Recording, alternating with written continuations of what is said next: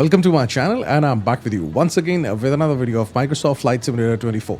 Nowadays I'm exploring the Boeing 787-10 in the simulator, and in this regard I'm making a series of videos of this plane so that I can just break down all the information related to a flight into different videos which will make it easy for you to look for a specific information on my channel. Before this, I've uploaded videos in which I've shown you how to configure the FMC of this plane, how to start it from the cold and dark state and fly it on autopilot, and then how to perform an ILS approach and landing. Now this video is related to RNAV or RNP approach. RNAV stands for area navigation, and when you are carrying out GPS navigation, it's actually RNAV. And RNP stands for required navigational precision. These two terms are interchangeably used, but RNP emphasizes more on the accuracy of the GPS equipment. As in this approach, no ground-based navigation device is used, only GPS is used to carry out all the lateral and vertical navigation. So that's why you should have some good signals for the GPS. Now it's applicable in the real life, but in the simulator you're always getting some good signals. So that's why you really don't have to worry about the precision of this approach because the signals are good. Now I'm doing this short flight from Riyadh to Abu Dhabi, and soon I will be near the top of descent. So before this, let's go to the FMC and select the approach. Go to this option, departure and arrival, and go to index, and over here you will see arrivals. So right now runway 31 left ILS is selected.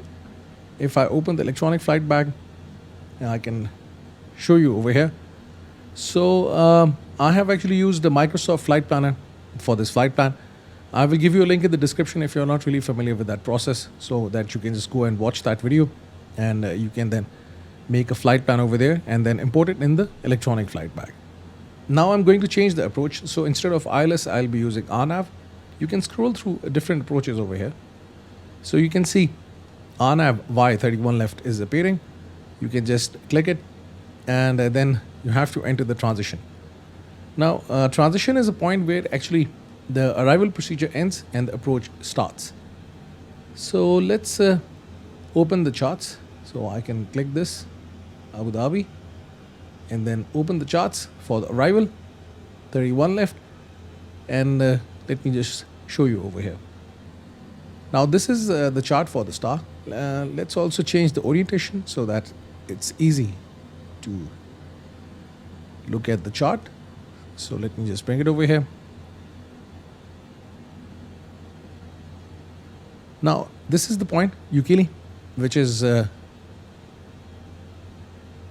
used for the star. I will be arriving at this point, Ukili 2J. So this is the one, and then afterwards you have to actually go for this approach. Now you can see Etugo is appearing, and it's over here. You can select this as it's part of the star. Let me just go back and open the approach plate as well. So RNP Y31 left. And now you can see it's also appearing over here, because after this point, Etugo, the approach starts. And this is like the final approach fix, which is 5.9 nautical miles before the runway, Kusok. And the target altitude for the descent is 1,900. So you should be at this altitude over here by this point in order to intercept the glide path and then land. That's it. So I will select this arrival, the transition, and just press execute, and now you will see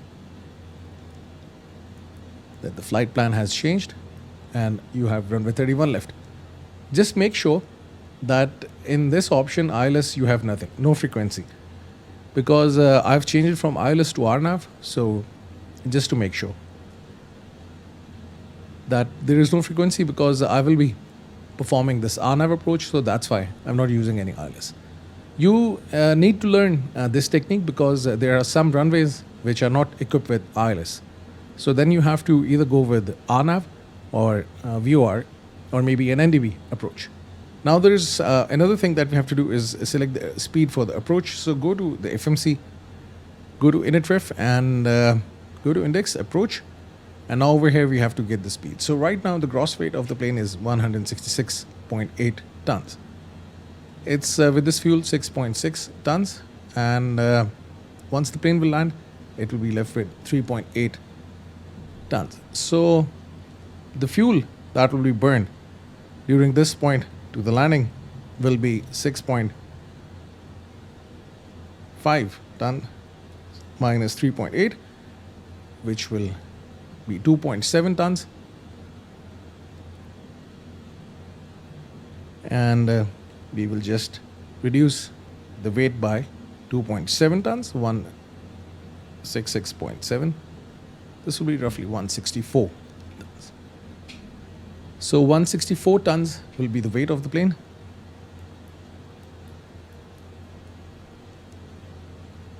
And now you can see the speed is shown over here, 139 knots with full flaps. 30 degrees of flaps is selected, and just click over here.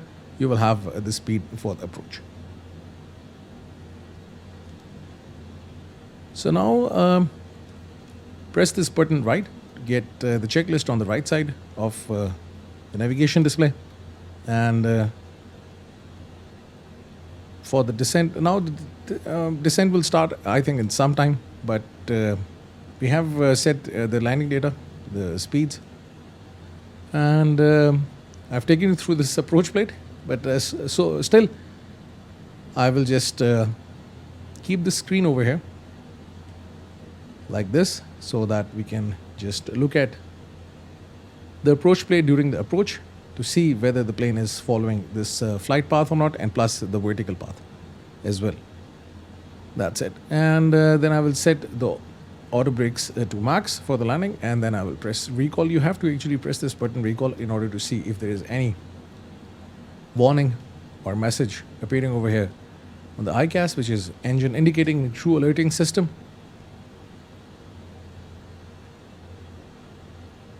Now I will just wait for this top of descent, and then once the descent will start, I will just take you from there. Now the plane is near the top of descent, so let's adjust the altitude. So I will keep it at 1000. You can keep it at 1000 because the plane will keep on descending. So because it's a very short distance, so that's why I can just keep it at 1000, or I can also keep it at 1900. But it's safe to keep it at 1000 because then the plane will keep on descending. That's it. So as soon as now the plane will be crossing this point, then the descent will automatically start. In this type of approach, just make sure that the plane is following the vertical path. Although in the ILS you also have to make sure, but in RNAV it's really important to keep an eye on the vertical deviation. And now you will see the descent will start automatically.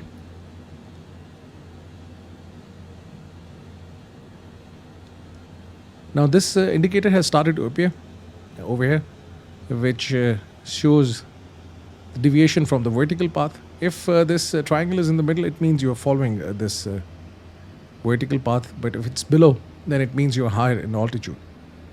So for this, you have to have a very high descent rate in order to bring this in the middle. But if this triangle is over here above this line, then you are at a lower altitude, which is like okay. Because if you are approaching the runway at a higher altitude, then you have to descend at a very high rate in order to land, which will cause some issues, as controlling the speed will be a difficult thing. So that's why just try to follow this vertical path. Right now you can see the plane is not following this vertical path. It's high. So I can activate the speed brake.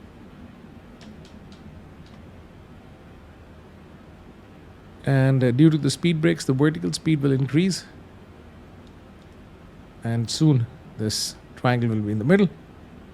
And now you can see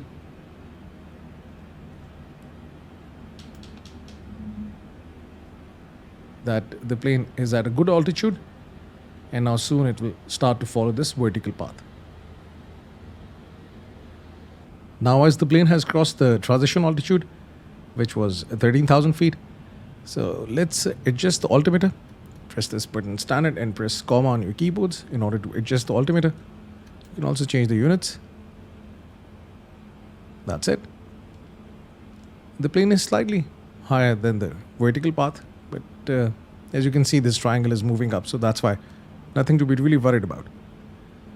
Now I can press menu, and over here you will see this option data. You can just turn on the altitude constraints over here. At this point the plane should be below 9,000. As the plane speed is at 250 knots, I can also extend the flaps because below the speed 260 knots, I can have flaps by 1 degree. So let's extend the flaps. Now this checklist message is appearing. Press right over here so that you can see the checklist on the right side of the screen and bring the checklist. Now set the auto brakes to max for the landing. That's it. This actually happened with me before as well. This will happen. I think there's some bug. I'm using the Thrustmaster TC throttle quadrant, and I've got the auto brakes over here. So when I activate the auto brakes from there, this thing happens. Whenever I right click, this button moves, so you can just ignore it. And you have to check messages over here, any warning or message, by pressing this button recall, and nothing is there except for the checklist. That's it. And it's normal altimeter. I've adjusted. That's it. And now you have to adjust the speed brake, and you have to lower the landing gears for the landing and flaps. That's it. Now there is another thing that you have to do is this set the minimums for the landing. This is actually an altitude at which you decide whether you want to proceed with the landing or not, and by just looking at the runway, because you have to be really aligned with the runway, and the plane should be following this glide path. Just give you one briefing before I land. Once you're carrying out ILS approach, you have a ground-based device which actually directs the plane towards the runway, which is the glide slope. Now, when you're carrying out this RNAV or RNP approach, the plane knows that just 2 nautical miles before the runway, the altitude should be 730 feet, and 3 nautical miles before the runway, it should be 1030, and so on and so forth. So that's why, according to this descent rate, the plane actually calculates this angle for the descent, and you have to adjust the height for the decision. So just move this knob to barrow and adjust the height, which is 470 feet above the runway.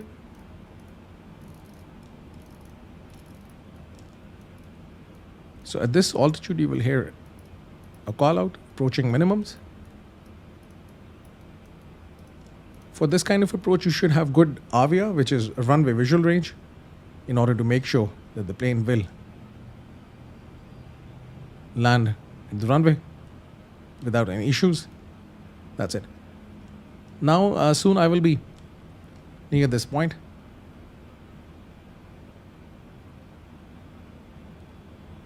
The final approach fixed, so that's why I have to start extending the flaps. So I can extend the flaps to 20 degrees, and now you can see the speed is reducing constantly, and it's actually targeting the speed for the approach, which is 139 knots.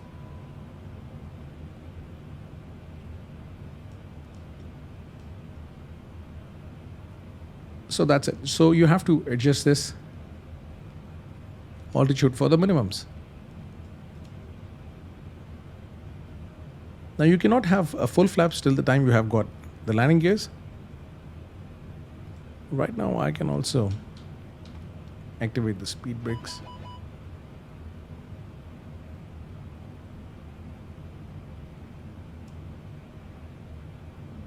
That's okay. And let's arm them. As you can see, speed brakes are now armed. Just move them to this point.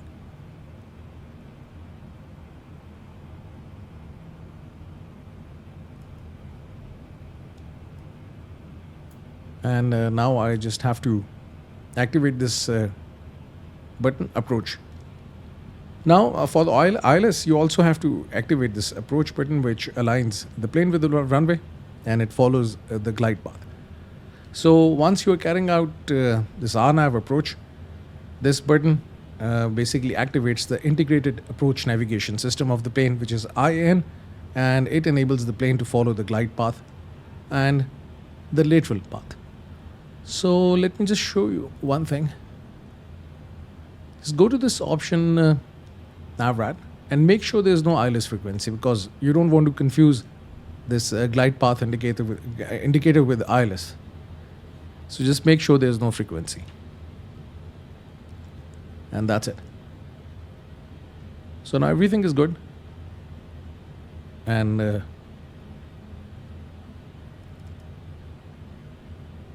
soon the plane will be aligned with the runway. So this is an indicator for the lateral navigation, and this is for the vertical path. Now this is an indicator for this RNAV approach. Soon you will also start to see it for the vertical path. Now for the RNAV approach, you can land the plane using two different techniques. One is by activating this approach and activating the iron. And another thing is this, start to descend. No need to activate anything, just adjust the altitude. Let's say the runway elevation is 83 feet above the sea level. So you can just keep on descending using this VNAV, and then at any time you can just turn off the autopilot and land. Now you can see this indicator has also started to appear over here for the vertical path, and soon it will start to move up. So yesterday I just got one question from one of the subscribers, that how do I control the throttle during the landing? I don't control the throttle, I only adjust the speed over here, because as soon as I will activate approach, then the speed will no longer be in the VNAV mode. Then I have to set the speed myself, but the auto throttle will be active. So the autopilot will adjust the throttle itself. And just like 30 feet above the ground, I will perform flare, pitch the nose up by certain level, just level off the plane, and I try to land the plane. And at that point, I will just bring the thrust levers to idle position. And once the plane will touch the runway, I will activate the reverse thrust. So even for this approach, I will not be adjusting the throttle. It will be done automatically by the autopilot. Now you can see that this triangle is over here. I can activate approach. And now you can see the speed is no longer in the VNAV mode. Then I have to adjust the speed and keep it over here on the reference, which is like I can keep it at 140 knots. As now you can see the runway is 6.3 nautical miles away. I can lower the gears.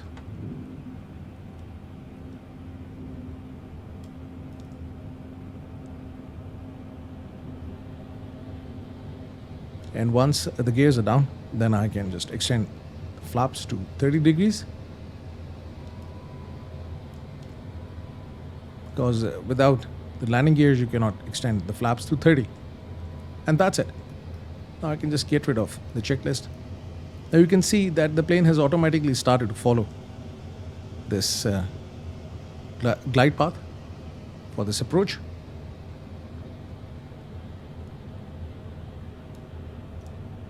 Perfectly aligned with the runway. And at any time, I can just deactivate the autopilot and try to land the plane myself. Let's adjust the heading bug in case you want to perform a missed approach. You need this heading, and you can also increase or decrease the altitude. It will have no impact because plane is no longer in the LNAV and VNAV mode. It is in the approach mode. That's it. Now I can deactivate the autopilot, press this button, and now the autopilot is inactive. Now I can land it. So this is your flight path, a small circle. So you have to keep this flight director centered. That's it. Just keep on following it, and you will just follow this glide path and plus the lateral navigation. So this is the advantage of having this heads-up display in the Boeing 787. Even you could see the PAPI lights. 2 are red, 2 are white. So I'm following this glide path.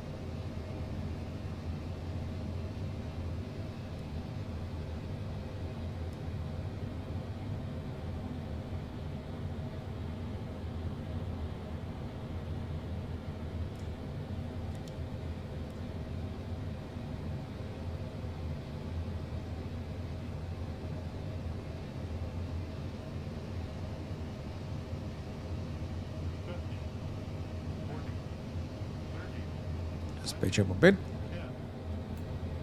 Thrust idle. Oops. That was not really a smooth landing. Anyhow, I can activate the reverse thrust. And that's how you perform an RNAV approach and landing. So hopefully you will be able to do it after watching this video. If you've got any questions, you can ask me in the comment section, or if you want to add anything to this video, the comment section there for you. Thank you very much for watching this video. Have a nice day. Hope to see you soon.